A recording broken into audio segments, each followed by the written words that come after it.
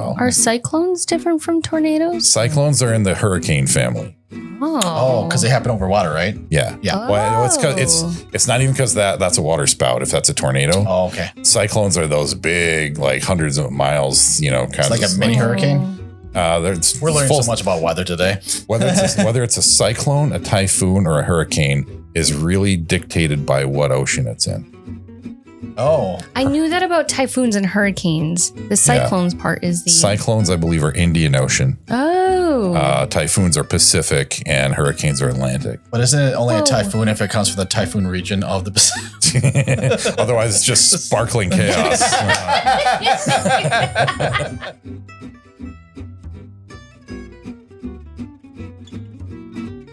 Ranch, not your favorite flavor? You could fit that in your wallet. It's nice and flat. Or when might get a screw loose? That's actually for your nuts. My nuts are actually hexagonal, yes. And one's larger than the other, hence the different sizes. One's was 10 millimeter, the other one is. I'm almost losing 10 millimeters. In the end, you measure those with an orchidometer. I actually know this. Orchidometer. You're a dorkidometer. Orchidometer. I saw it in an episode of Would I Lie to You? Wow. Oh, you really like that show, don't you? It's great. If you ever watch it, I might have to get clips. Okay, it's great. Is that the one with the Grim Reapers? No, this is a game show where people have to make up like stories or read a real story, and people have to decide, is this a truth or a lie? I've seen It's freaking great. enough clips for over the last maybe 5 years or so to finally get that's the shtick. Mm-hmm. I just thought they were all just spouting like the weirdest talking, facts. Yeah. Right. No. And there's this one guy, he's really funny. That doesn't help at all. Does he sit in the middle on either team? He has dark brown hair. It might be David Mitchell. Jimmy Carr? Maybe. Not Jimmy Carr. David Mitchell is one of the team captains. He's there every week. He's in the middle on one side. Is he younger? I mean, the show's been running a while, so maybe. Maybe not anymore. I might be thinking of a different show too. Maybe. Funny stuff. Yeah. Hi. Hello. Hey, everyone. How's it going? Welcome back. Funny meeting you here. Yeah. Now I can see you all. Yeah. That's impressive. Wow. Through the internet and the time and space, I see you. It's a historical artifact. Or it could be like Transformers, where the pattern or the specs. Oh. Yeah. Are you Ladies Band 1964 or whatever it says like. Yeah. But welcome to Bards and Balladeers, y'all. We are here on this wonderful Minnesota day. It's balmy 70, 80 degree weather, so it's nice. We are the podcast about story in all its forms, whether it be music, movies, books, poetry, comments, yeah, anything that's lawyers. A story. Lawyers. I don't know why I said that as a pirate. I need a lawyer. Imagine a lawyer pirate. Yeah. But so we are the podcast that does all that. We kind of just do little deep dives into this and that and everything, and I give you a little hint about what we're talking about today. But I am Rio. I'm Kate. We are Oscar. We are Oscar, three of Oscar. We are all authors. Oscar the author is his puppet name. And we decided to do this because we were trying to kind of just be better at the craft and trying to figure out, the different avenues that we approach stories and how other people do it and what we like and what we don't like. So we are here today. You're joining us on YouTube. You might be listening on Spotify, YouTube Music, iHeartRadio, Amazon Music, and the iTunes. Other one. iTunes. Yeah. So you can listen to us anywhere you like. We're on the major ones at least. We do have a Discord too, so if you want to come and join us and kind of hang out with us outside of the realm of the YouTubes and so with that, you can. We'll talk to you. We like dumb stuff, so you can see dumb stuff there. Dumb fun. Dumb fun. Come for the smart stuff, stay for the dumb stuff. Yeah, that's right. But if you want any of those links, they're down below. Check them out. All our links to our major, stuff like your website, our link trees are there too. And again, we have book fair for grown-ups, not adults, because that's different. Coming up July 11th. Check us out there. That's probably next weekend at this point. The time you're seeing this, I believe that's next weekend. Because I know how to do time. But yeah, so today we are talking about weather. Weather. Talk about the weather today. Yeah, we'll just talk about the weather. Yep. Just like Lawrence. I think it's funny though that without that meaning to be a thing, you did say it's like what the weather's like outside at the beginning of that intro. I did. I swear to God, I did that on purpose because I was. Well, no, I just look like an idiot. No, never. You can't. It's just Your brain surprising is too big. when Rio's chaos is actually intentional. Yeah, it seems like it is planned out. Yeah. So I read weather there. I was like, how can I fit weather? No, I actually was thinking about his paper over yet. Yeah, I didn't. It's like, what's the rest of the stuff? But yes, a topic that we've talked about kind of before, right? We haven't done an episode specifically on weather. But no, it's come up, and I was like, I think we should maybe we'll do one on weather at some point. Yeah. And yeah, like there's a lot to talk about there. Mm-hmm. Yeah. What do we mean by weather? Weather. We all know what we mean by weather. We just don't mean climate. Yeah. That's a different thing. Weather is part of the climate at times of the year. How's that? There you go. Yeah. Mm-hmm. So, but the weather affects many things, whether it be, how people live, survive, travel, how people just perceive the world in general. A lot of times in sci-fi, you'll see planets that are specific to one weather or one type of thing. Like think of Hoth from Star Wars, or even Endor in that jungle planet, which is, to me, we'll get into this later, is like it becomes kind of lazy if like you just have a planet with just one atmosphere, because planets usually have multiple rings types of ecosystems. Star Wars would never do anything lazy. No, not like we covered that in our character motivations thing. Anakin, you are my brother. That sounded almost Scottish there. Anakin. He is Scottish, isn't he? I am Scottish. Ewan McGregor. Oh, he is Scottish. He is, but he's not trying to sound Scottish in that. But so it's it's just like you weren't trying to talk about the weather. Yeah, I was. Wait.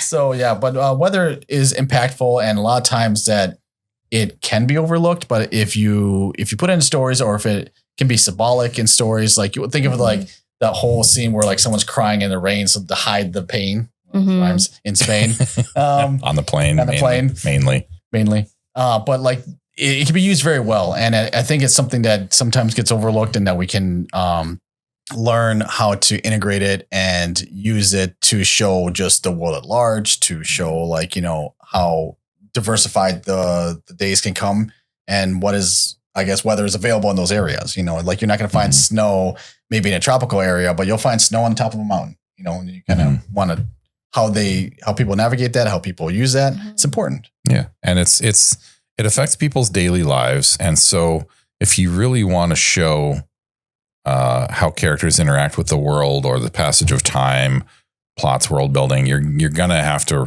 write about the weather sooner or later. And it helps to not just have it be an afterthought. Like I know writing historical fiction, it affects people a lot more than it affects people today, because now you just turn on the window wipers. But sure. Back then it's like, oh, we might get washed off a cliffside, or we might, get struck by lightning, or any of these things. Still happens. I mean, like when I was in Guatemala, like I'd say they're less technologically advanced, or they just don't have the infrastructure. But like landslides were a real thing. Oh, like, Haiti too, especially because they deforested the whole island. So yeah, I mean, not that Haiti is its own island, but that side of the island, half of that. Yeah, you cut down all the trees. None of the roots keep the dirt in place, right. And so dirt just washes away, and people get prone covered to erosion. Yeah, this is part of why we want trees, guys. Yeah, well, not just for the oxygen. Yeah, or the carbon dioxide filtration. Sometimes for other ways of not dying. For the non-landslide, I did hear that like we actually have more trees now than we did in the 1800s, because we're not using trees for fuel source anymore, which is good. We still have other problems now, but we have more trees. It's good. You mean we as in the earth, or we as in the United States? Oh, yeah, Earth in general. Fact check me on that one. That's what I heard. Yeah, I would never lie to you guys. Humans are just trees made out of skin. Sorry, that's a SNL impression of Bjork.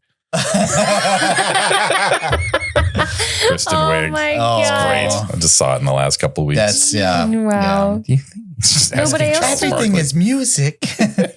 Also, one part about weather too that we kind of mention is the geographic influences that it influences both weather and climate, but the creativity you get to kind of have when you have like geological features on your map of your, world, let's say, because I don't know. I was a kid that I loved learning about like the rain shadow effect and like all this stuff like in science and things like that. And I think that really has transcended to my world building tactics, because I think about like, and maybe I also get too into it. Like this is part of my world building problem is that I start. When she says problem, she means addiction. True. No, because like I can't stop talking about the weather, guys. I'll think about like, okay, I'm going to put some mountains here, but would that make the same type of environment that I'm intending my people to have if they were here, like south versus like north of a mountain range or something? Yeah.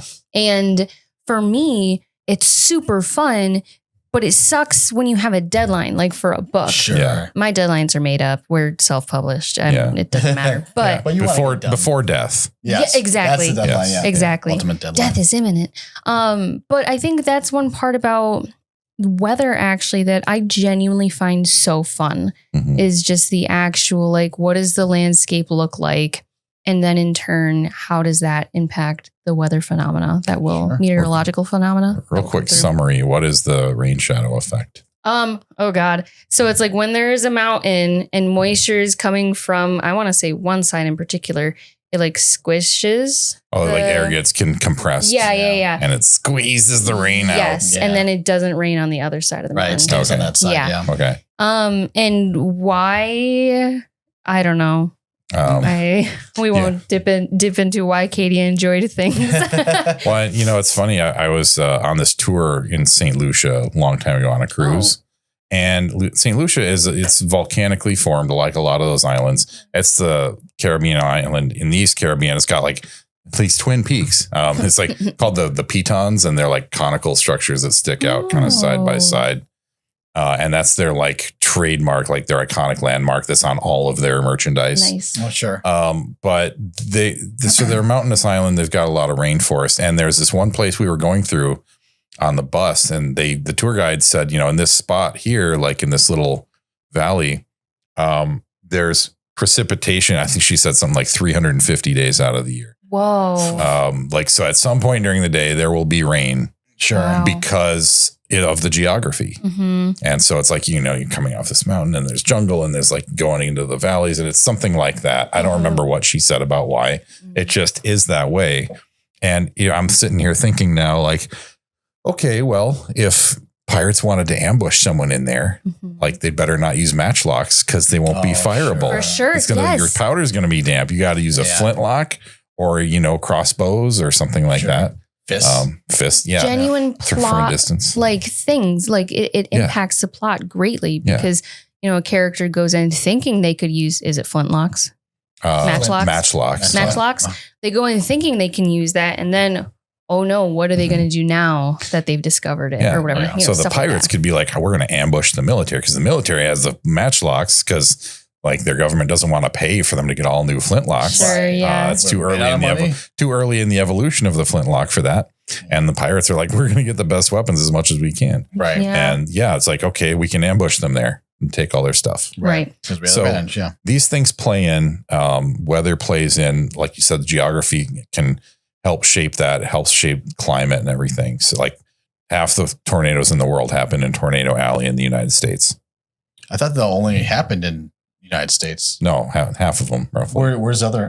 Sorry, because I thought I'm wrong. Oh yeah, no, there's like tornadoes there's some in Europe and stuff. Oh, okay. They can form from a lot of reasons, but the conditions here are very specific. Like the geographic and weather patterns, like it's very specific to creating tornadoes really well. Are cyclones different from tornadoes? Cyclones are in the hurricane family. Oh, because they happen over water, right? Yeah. Yeah. Well, it's not even because that's a water spout. If that's a tornado. Oh, okay. Cyclones are those big, like hundreds of miles, kind of like a mini hurricane.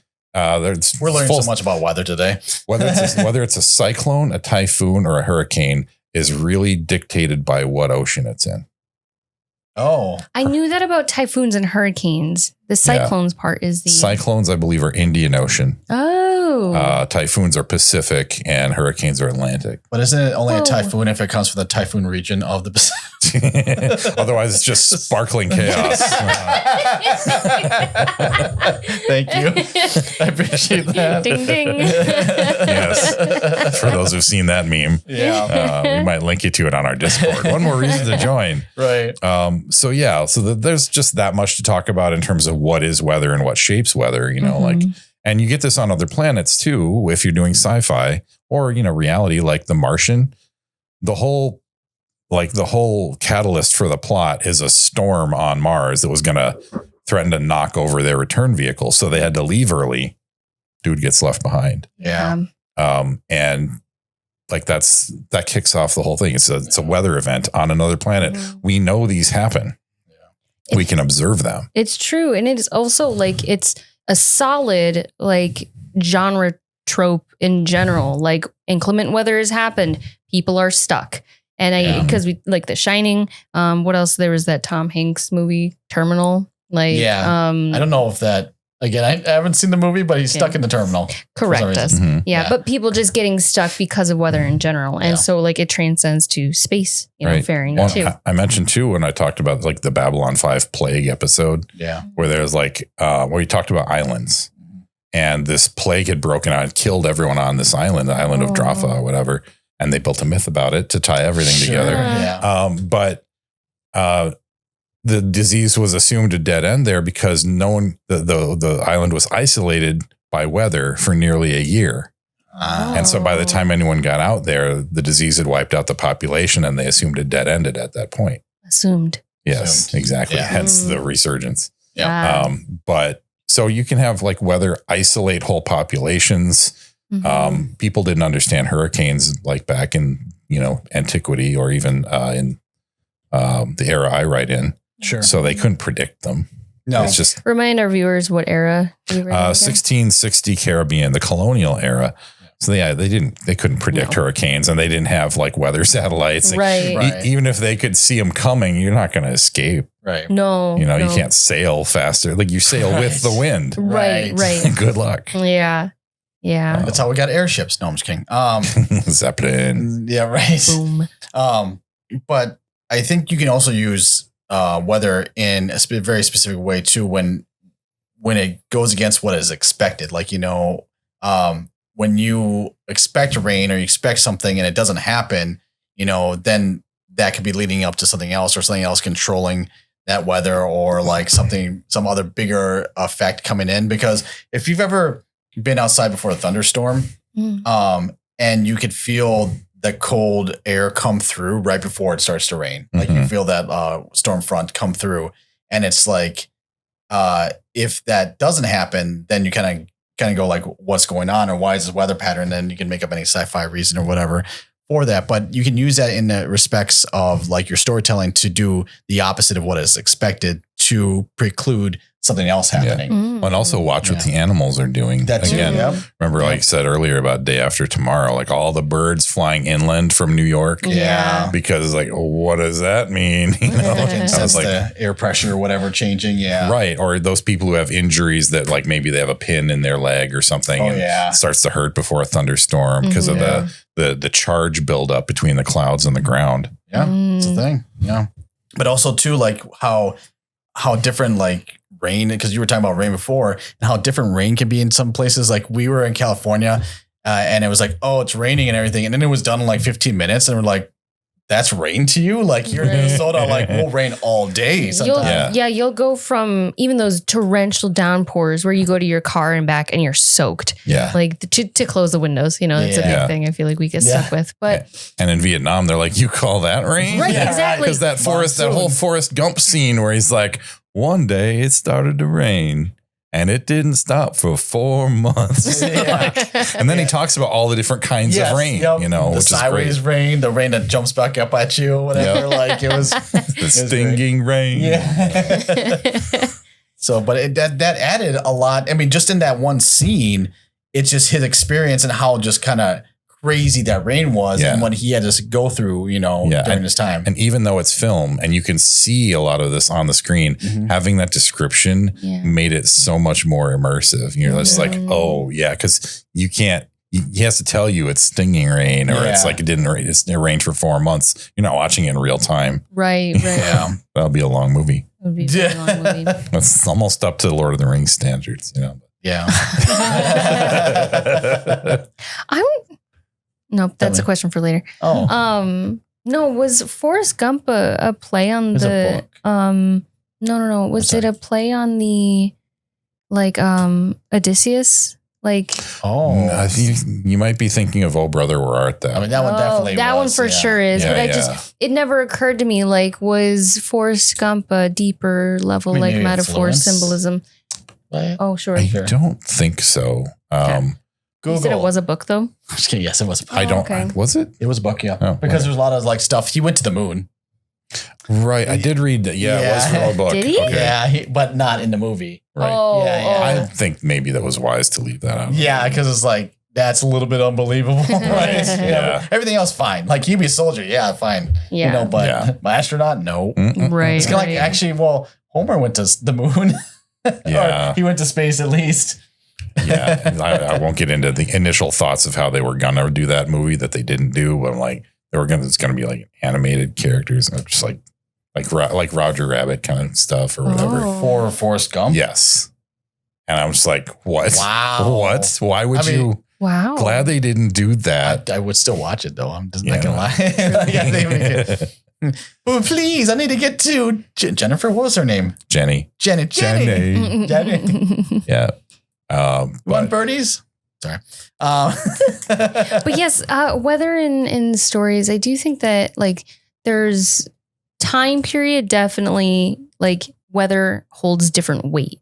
In modern days, we kind of discussed prepping for this episode, that really doesn't have a major impact unless it's true natural disaster level events. Right. It might be a traffic delay or, getting stuck in an airport. Again, if it's extended, a drought or something, you get that. Or, with wildfires, things like that, which I know the wildfire is not weather, but, it interacts with the weather. The wind patterns can spread it. Rain can help put it out. And they're naturally occurring too. They'll occur in nature too without, humans accidentally not putting out their entire fire. And a big way that they do occur is through lightning strike, which is a weather event. Yeah. Yeah. There's I have this great DVD. It's Discovery Channel Raging Planet thing on so it's all disasters. I don't know why they didn't do an earthquake episode. I'm obviously they did That's not weather. They did hurricanes, sea storms, and floods, and didn't do earthquakes. Really? They did volcanoes. They did even a bonus asteroid hitting the Earth episode. And I'm just earthquakes, duh. Yeah. But there was out of their budget. Right. They did a blizzard one, and but they did a lightning episode. And one of the things I learned in there was that there are these marsh lightnings at the south end of the Maracaibo Lagoon, and that people for hundreds of years have been using those to help navigate in that lagoon. And I'm I'm putting that in my book. Absolutely. I wasn't done editing my first book yet. So I'm that's going in there. Sure. Yeah. So thankfully I watched that long ago to put that in there, but I researched it online. I'm wow, they're not kidding. It's 2/3 of the year, those lightnings are going on. Wow. Crazy. That's a long time. Yeah. Cause it's related to the marshy, the marsh gas type conditions. And so it's not necessarily about a standard storm. Sure. Yeah. But yeah, people using that for navigation back then, genius. Sure. Right. Anything to landmarks of any kind, right? So, and just light in the middle of the night, hey, that'll Very help helpful. the smugglers. Yeah. Right. And light don't snitch. I want a story about that now. And that era is light don't tell no tales. You'll be down with Davy Jones. But I also when there's weather that happens in places that happens all the time. When we have blizzards here in Minnesota or you have hurricanes, there are these people who will just no big deal. Like they'll stick it through the hurricanes, or they'll stick it through their. They're called truckers. But these people have been so like, oh, this is your first time. Like, oh, here we get ready. Yeah. But you can write characters and so like that who are unaffected by this crazy weather because they know how to weather this weather, right? Weather this storm. And it's a good character builder too, because people who can make it through those tough times are hardened people, and they may have seen or lost people, or they whatever kind of story you want to make, but it can work in that way too to steal your characters. Yeah. It's like your characters. Steal as in EEL. Kind of like the ale, or how we pronounce it, the Isle in the Wheel of Time, the Desert Dwellers, which I feel like they borrowed a bit from Dune. But the Fremen Dune at the end, yeah. Because like they're in this climate, not weather, this climate of the desert, and they know how to deal with it. But Sandstorm would be weather then. Sandstorm would be weather. Mm-hmm. Yeah, but the planet of Dune has that climate. Yeah. And I feel like you get stories like that when you have those expansive stories that go from one large location to another, where the characters are going a lot of places. Yeah. So you run into these different types of weather, and you've got these different characters that are used to dealing with it. If you're stuck in one area, it's mostly people who deal with the same kind of weather you do. Yeah, sure. So that's one of the features of those like big, expansive, like epic stories. It ranges all around different continents or climates or whatnot. Yeah. And one thing about some places like the United States, or even like smaller places, some places have like every kind of weather. Mm-hmm. Yeah. Mm-hmm. And like they can be like really high mountains. So there's extreme cold and snow, and then beaches and mountains and forests and jungle, deserts even. Yeah. The north coast of Venezuela has a peninsula called Paraguaná, which is basically desert. Oh, wow. It's a peninsula. Yeah. Mm-hmm. It's desert. People go like dune buggying out there. Yeah. That's awesome. Yeah. So it's like, you find all these characters all around. So it's really fun for stories to explore this sort of thing. Yeah. And I know we mentioned it a little bit in our travel episode a few episodes ago about how showing the process of getting from one place to another. And part of that is showing the different effects of weather. Hope you're enjoying the podcast. Don't forget to like, comment, share, and subscribe to our channel. Our Discord link is in the description below. Please hit the notification bell to get updates on our latest work. And now back to the show. Yeah, you see that with like when we talked about travel, like showing the passage of time and the passage of obstacles, like dealing with this weather and then that weather. And like I've got guys tramping through the jungle.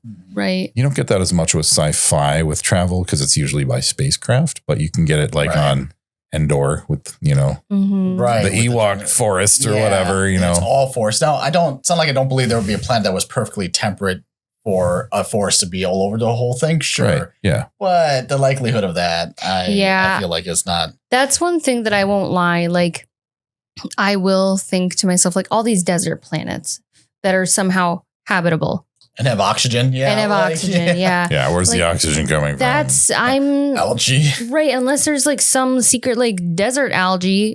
Or I would say underground seas. Or seas or underground, just kind of like foliage or the foliage that grows in undergrounds, like caverns and stuff, like fed by the seas. Photosynthesis. See, and this is where my mind goes. Like there are so many. I'm sounding hyperbolic, and I think I am a little bit. I'm being a little dramatic, but like if there is a whole world that is a desert, my suspended belief has been fractured. Right. I will say it's not ruined. It's not destroyed, but I am suspicious. Yeah. And I think that is, that's definitely a me thing. But I also just think that whether like there are certain things that will ground you into the setting of a story. And I think weather also impacts tone. And I think tone is very important for a story overall. It should be consistent usually throughout the entire thing, whatever the thing is. And weather actually just what I'm trying to get at is it plays more into all of that than I think we realize at first, like at surface level. And other than weather, because weather is at surface level. Whoa. I'm trying to think of other things like weather that will anchor you to a setting. And maybe that's an episode in its own too. Just setting in general. Setting, yeah, like believable setting features or something like that. Yeah. But weather is definitely one of them. Yeah. Weather, geography, you know, distance from the sun is always, I always like from whatever star, like, yes. Okay, if you have not enough radiation or too much of it, I mean, you can have other forms of life, but you can't have humans or humanish type people developing on anywhere that has like too extreme of environments. Yeah, it's true. So like that said, what other things does weather in stories affect? You know, like, you know, food supply, like in medieval times, like food supply, water supply, like those survival type elements. Right. Depending on how extreme that weather is, how continuous the weather is. Snowpiercer is an example of that, where the whole world has gone. I think it was a nuclear winter where like we nuked ourselves into a constant winter because we blocked out the sun or whatever. Or volcanic winter. Or volcanic winter too, yeah. Whenever that super caldera. I just made it up. Well, I mean, it happened with the Philippines like in the 90s. Sorry, I meant with Snowpiercer. I made it up. I just spouted it as a potential theory. Got it. No, not based in any theory at all. But yeah, it does happen. But what was your question, Oscar? I'm sorry. Like, what other things does weather affect in stories? Like, we talk like food, water supply, survival stuff. Consistent shelter, I would say, or the stability or like knowing that shelter will be there. Because I won't lie, I use landslides quite a bit. At this point, I've had to rein in. Nope, we can't have another landslide. Landslide. It's because it's getting a little much. I just love mountains. And when you have a lot of rain, the potential for landslides increases. Same with avalanches, except, you know, frozen. But if you have very forested mountains, it's like less. Exactly. Exactly. And just like what the trees look like when there may have been an avalanche, blah, blah, blah, blah. So I think shelter is one of them too that it can impact. One can, like you said, consistency. Like you might shelter in this cave because it rarely ever floods. Sure. But if it's flooding all the time, you're going to be like, exactly. No, not so much of a good shelter. What else? Yeah. Food, shelter. I mean, just your mode of travel too, I guess, because I don't know why I think of Waterworld, but like, you know, there's like, it must have rained for a lot or everything melted and the weather changed and everything. And now everybody's on boats, you know? That's a little, that's a little stretch, but wind is part of the weather. So like, I mean, I'm not saying haven't watched Waterworld's cult classic, but in eras like the one I write in where wind is powering all the ships. Wind concludes weather. Like, there's climate wind and there's weather wind, you know, like is it dead winds or strong winds? Which way is it shifting? All that stuff matters if you're taking boats and ships everywhere. And especially before you can calculate longitude. So you have to go to the latitude you need. Maybe you're riding right through a dead, calm area to do that. So you can either risk going at a different latitude and overshooting and getting lost because you don't know the longitude, or you can go right through the dead winds and risk getting stuck and running out of supplies. What a wild time just to know that there is a certain like level of passage that is like you can't possibly understand it. Like it wasn't within their reach. Did you say that longitude? Yeah, longitude. They couldn't calculate longitude yet. So which is insane. Just head for the latitude you need and as soon as possible. And pirates are like, let's camp out there. So it'll stop eventually. Yeah. But even like the Donner Party, that's all about getting stuck in the snow and then having to eat like the Oregon Trail.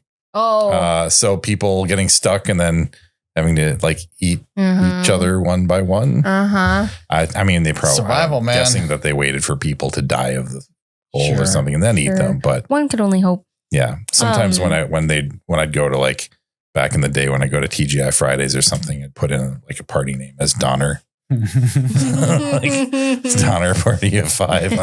Like 20 minutes later, Donner Party of 4. What's your freshest human you got on stock? Do you serve humans here? Yes, most of our customers are human. No. Listen to my tone of voice. think you said you thought I wanted some bacon. It's an old and Doctor Who actually, joke. weather can impact music and instruments too. Humidity impacts wood and whatnot. Doesn't really touch stories in the way that we're talking about, but humidity is a really important part. Like my viola could crack, like in the middle of these dry winters that we have here in Minnesota. Yeah, my mom's violin is over 300 years old. Like, you know, Whoa. yeah, like the strings and the wood and just the sound of the instrument. You know? Does it have like gut strings? I bet you'd have to buy them. I think they're newer. Probably, okay. At one time they did, yes. And the red from the violin was made from the blood. Player. I think the date listed on it is over 300 years old, but they actually traced it to like 1750s or 60s. Really that is so cool. So it's still old, but not quite over 300 years old. But I mean, you know, something that lasts that long is crazy. Yeah. You know, speaking of music though, there are some songs, and I think that a lot of time in our time and age and everything, the weather is such a mundane and dumb thing. Like you said, where like you can just check what's the weather going to be, and they usually get it within 3 days. Pretty accurate.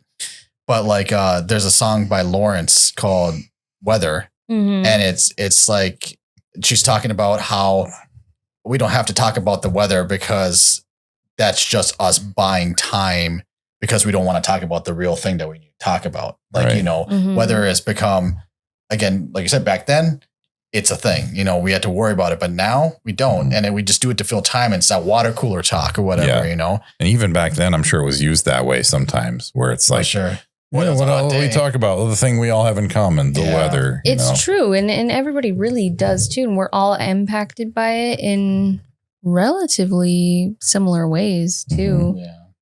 And a lot of people, and I think it's also how you weather the weather. That some people just, when they see a rainy day, like it never ruined the day for me. It's like, oh, I can stay in and play video games or something. It's just like different activities now. Yeah, like you just do this, and some people are just like, oh, my day is ruined. It's like, no, just go draw or something. Like, I don't know. Like find a hobby, man. Like I think it's actually also how the Cat in the Hat starts. Was it raining? Yeah, the two kids, like it's raining. They can't go outside. And so I think also the No Good, Very Bad Day or whatever that book is. Oh, Alex and the No Good. Yeah, like staying home because of the weather. Maybe it was because he's sick. I don't remember. But like I remember there being bad weather for one of these books. But in a counter, I guess then, like I'm gonna bring up the idea of snow days. Yeah. Right? Like that makes you excited, right? Like as a kid, like you were like, I get to go do something fun now. And it provides a resource for that. You can build snowmen, forts. Yeah. Exactly. So the same reason that you get to stay home and not have to go to school is this resource that shows up for you to play with. Right. And maybe to their effect, like it's a temporary thing. So you want to enjoy it as much as you can. Snow, like, scarcity, you know, scarcity is a big thing, which is fun because snow does, there's something I want to say like renewing about snow and winter, and then like how it just kind of blankets everything. And winter is a quiet, peaceful time usually. And it's such a wonderful time just to be, if you ever been like outside in the forest, walking on snow and hearing that crunch and everything, and there's no other sounds. It is like pure, like symphonic silence. It deadens the sound. Yeah. Yes. It's one of my favorite noises. Yeah. And it's the lack of noise that I love. And it also makes like nighttime brighter because of the way that the moon reflects off of it, or the light reflects off the moon, which reflects off the snow. Yeah. Which can affect, your stories of travel. Like if you need light. Yeah. And, like we talk about moonlight affecting things, but like, the like starlight or moonlight or whatever off the snow, or the reflection between like any light and the snow and the clouds both being kind of reflective. Yeah. You get that pink sky. So I think like whether I want to go back to the like getting stuck because of it, because Free Ren is an anime that Rio and I are watching right now, where their passage of time is a very like it's a core concept like in this show, because the main character is an elf that lives thousands of years, and then she's with humans who live not that long. And so there are a couple instances when they're stuck, like they can't keep going because there's a mountain and there's snow and it's like winter time. And so they have to wait out until winter is over essentially, and then they can go through the pass that should be clear. And I think that one aspect of weather or climate, I guess I might be getting the two mixed up right now, is how much it delays us or delayed people back then, more like in the historical fiction time period that you write in, Oscar, that it made people slow down. It made people like nothing. There was no like instant gratification. You couldn't just like get in a car. You couldn't just get in a plane. Couldn't just like have that like instant like escape from the place. Couldn't just go to Oregon. You couldn't. Sometimes you got to eat your friends to get there. That's the rub. Yeah. But I think that's a dry rub. Oh, well, cold. Salt and pepper goes a long way. Mm-hmm. Sorry. No, it's okay. It's okay. I'm on a tangent anyways, but just the timing like that we were limited by with weather. I don't know if that made sense. Yeah. Just, it can control pacing. Yeah. Yeah. Like in any story where weather affects people doing things, you can use it to control pacing. Mm-hmm. I mean, real life, it definitely does. It slows down traffic. It delays the mail. It delays shipments. Even in this current day, like I had a roommate who used to work for UPS on those super, super cold days. Because we have an old train system, the trains could not come from Chicago to here. Whoa. Because the rails were too cold. Whoa. And it can also happen that rails get too hot because they can expand or contract too much. Sure. And so that's dangerous for the trains. Yeah. And so like that actually delayed shipment. It delayed work for them. And there's all kinds of delays that happen with this sort of thing. Planes, you got to make sure you can de-ice well enough. Otherwise planes aren't flying. You cancel flights. So that still happens even now. It definitely happens with, anything going too far north.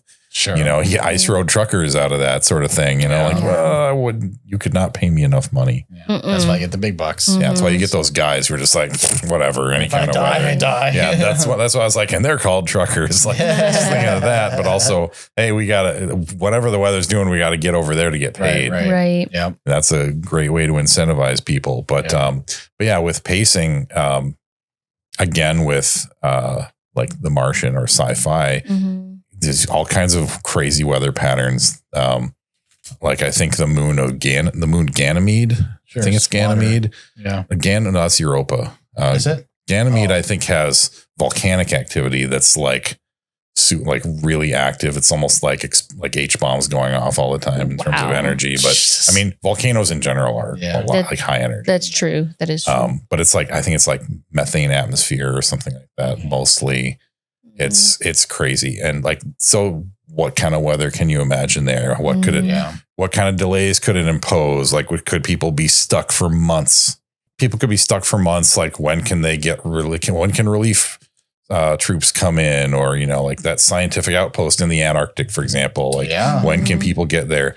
The Southern Ocean, which is basically where all the oceans meet in the South, you go far enough south and you're past the Cape of Magellan, past Cape Horn or Cape of Good Hope.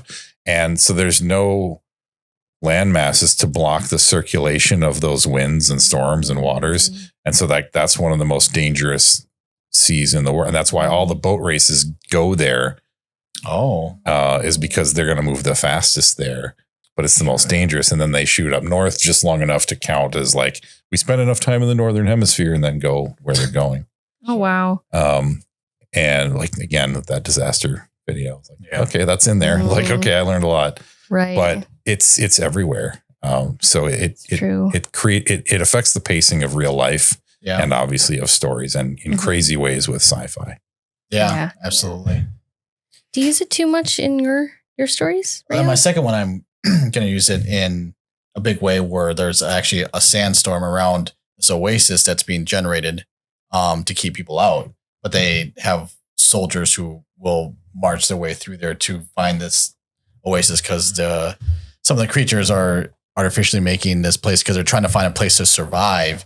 And they're making an impassable barrier in hopes that no one would ever come and find them. Right. Yeah. So that's kind of fun, if you can use technology and sci-fi or whatever because I have a bit of sci-fi, but it's more technology based on my magic system. If that makes sense. But yeah, just technomancy. Basically magic tech, all that stuff, right? But yeah, I just like the idea, since I'm heavily using elements in my story, fire, earth, wind, water, finding a way to control what is basically a lot of weather stuff with those elements is kind of cool, because it's such a small like usage from personal to personal person. Yeah. But if you can control like it as a larger aspect and build machines to control like sandstorms or even like lightning or weather or rain or anything, that becomes a big problem for whoever is on the opposite end of that. Then it becomes like almost like a super weapon. And I'm toying around with the idea of using water to focus sunlight from the sun, obviously, and as like a refracting like lens to basically make like a laser out of that. But if you can make a big enough like water lens, so it's fun stuff like that. That's what I try to do with my stories, at least, is try to find how to use elements and everything around it. And I guess that's a type of weather too. I guess no weather is a type of weather, isn't it? What? No weather. No weather. Like be calm. Everything's calm. Oh, okay. Yeah. No weather is the best weather. Well, especially if you want rain. Like if you have no rain for your crops, that's a big thing too. If you just have sunshine's great when you want to play outside, but when you want to grow crops, you need the rain. And also too much rain is dangerous in the desert. True. Oh, sure. Because it just, you get There's floods real for easy. it to absorb into. Yeah. Okay. I actually was just learning about how there's, I guess, the LA River is just a cemented like thing. It's super dangerous, legitimately, because like there's nothing to grab onto if you get in there. Yeah. And concrete, like what do you call it? Not dikes, but what are they called? Like the the canal. The canal. Thank you. Yeah. And super just like if you're in, you're gone. And that the fire departments there actually also need to do like water rescue, even though they're in a desert.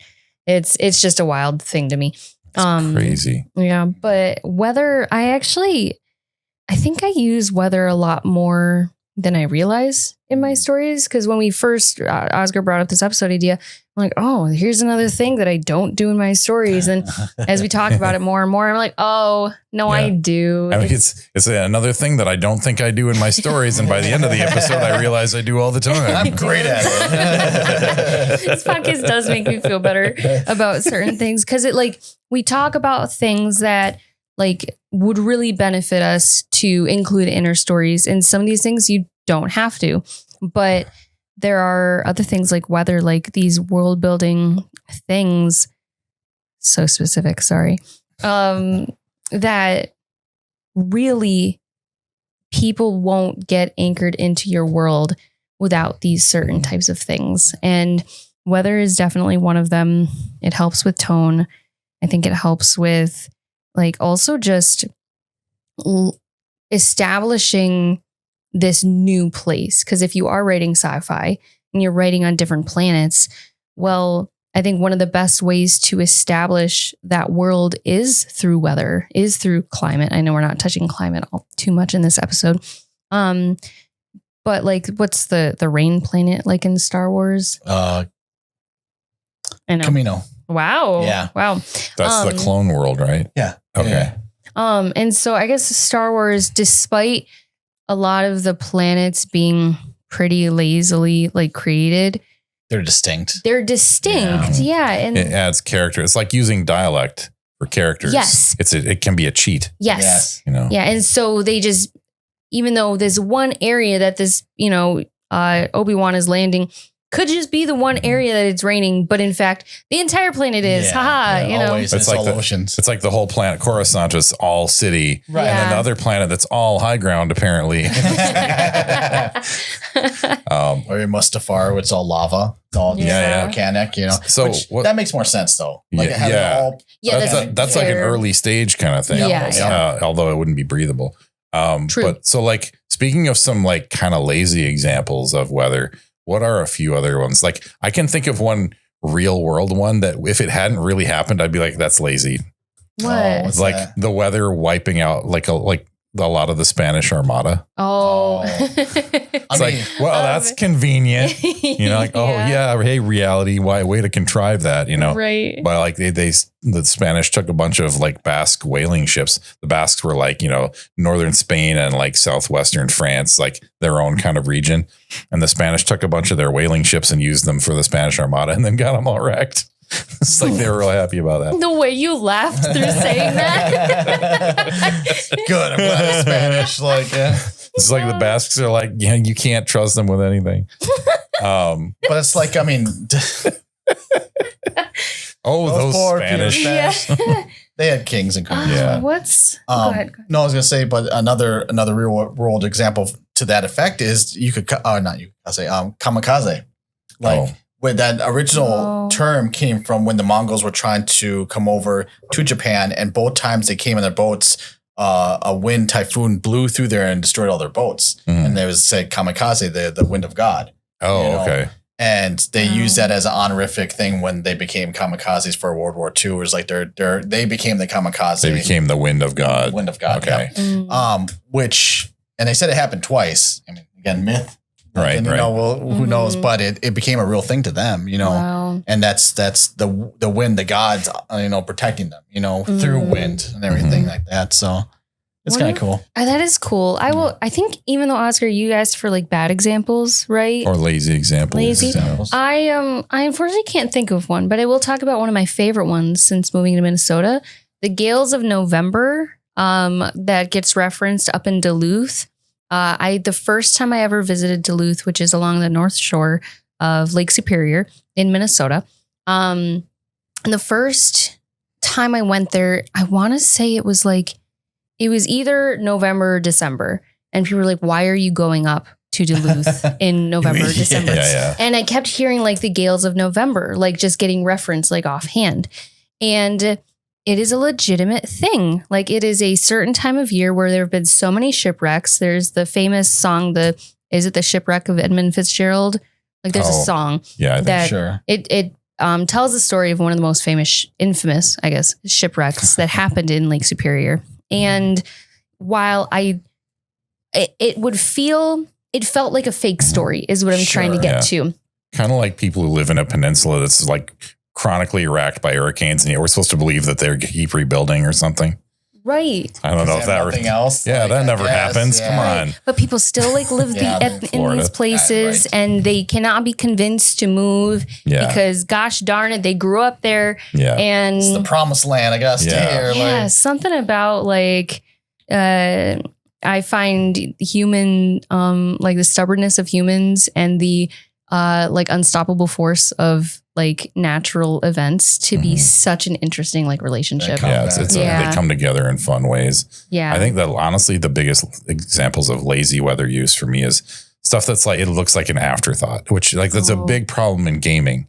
And that's my background. So I have to watch that. It's like, like I wasn't trying to talk about the weather. So the weather's whatever, you know, no, like it matters. Yeah. And don't just, gloss over it. So you got to pay attention to it. Right. So when it feels like they just decide, I need weather for flavor. Like, okay, I see what you did there. It does add flavor. It does. It adds setting. It adds tone. So I guess my last question, I know we're down to final minutes, even though you just asked the last question, Oscar. Mm-hmm. Do you guys think this is more of a storytelling or world building concept? I mean, it can be both.